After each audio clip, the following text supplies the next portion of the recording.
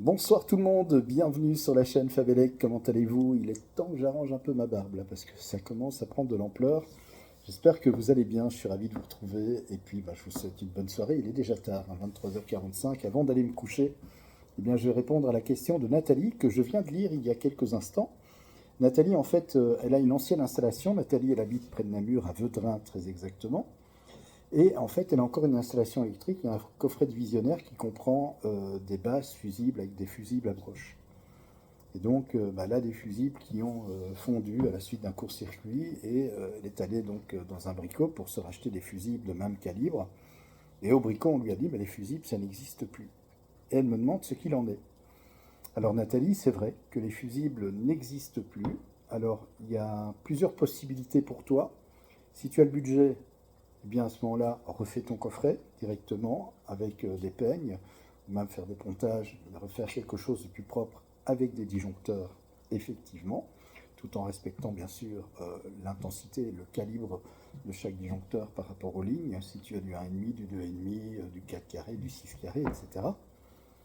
Et puis, en attendant, si tu n'as pas trop le budget, tu peux évidemment changer tes fusibles par des disjoncteurs à broche. Il y a des disjoncteurs, effectivement, qui sont encore en vente, que tu peux remplacer à la place de tes fusibles, qui feront exactement le même rôle, si ce n'est bien sûr que le disjoncteur, et on le sait, a l'avantage, bien entendu, lorsqu'il déclenche par rapport à un court-circuit ou une surcharge, il suffit de le réactionner et il fonctionne. Donc voilà, le fusible, une fois qu'il est fondu, on doit le remplacer. C'est vrai que dans le temps, je me souviens encore, quand j'habitais chez mes parents, on avait encore des vieux fusibles en porcelaine, c'est vous dire, le compteur électrique était encore sur une plaque en marbre. On avait du triphasé, je m'en souviens. Et c'était encore des fusibles à broche, des fusibles en porcelaine, de la marque Gardi, vous voyez, je m'en souviens encore. Et les fusibles étaient fondus depuis déjà pas mal de temps. Et en fait, mon père, pour réparer le fusible, il mettait du fil de cuivre qu'il torsadait autour. Et c'est comme ça qu'on réparait les fusibles. C'était une très mauvaise idée, mais bon, en attendant, ça fonctionnait. C'est ce qu'on appelait aussi shunter un fusible. Et bien évidemment, c'est un exemple à ne surtout pas suivre. Alors, voilà, Nathalie, tu peux retrouver effectivement dans le commerce, c'est pas dans tous les bricots, mais certains magasins en vendent encore. Tu peux regarder même via internet, il y a moyen d'en trouver des disjoncteurs à broche à ce moment-là qui vont remplacer tes fusibles. Le mieux quand même, ce serait de refaire le coffret, donc c'est-à-dire de remettre des disjoncteurs et de refaire un petit peu les choses aux normes. Bien sûr, adapter chaque disjoncteur par rapport à la section de tes fils.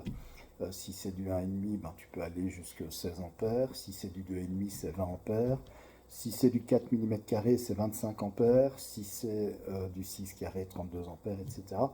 Alors je sais que les ampérages et les intensités ont changé. Il y a eu effectivement un changement au niveau du règlement RGIE en Belgique, mais ça concerne surtout sur le fait si les câbles sont de courte distance. Voilà, on peut effectivement voir un calibre plus supérieur.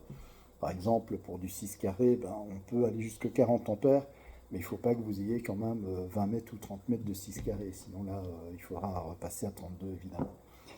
Donc voilà, le mieux quand même c'est de refaire le coffret divisionnaire, mais en attendant, tu peux effectivement retrouver facilement des disjoncteurs à broche à ce moment-là, ce qui te permettra de refaire fonctionner facilement ton installation sans intervenir directement sur le coffret, mais quand même le mieux étant de refaire le coffret divisionnaire avec des disjoncteurs, remettre des peignes ou éventuellement faire des pontages, mais faire quelque chose de propre évidemment et un peu plus aux normes.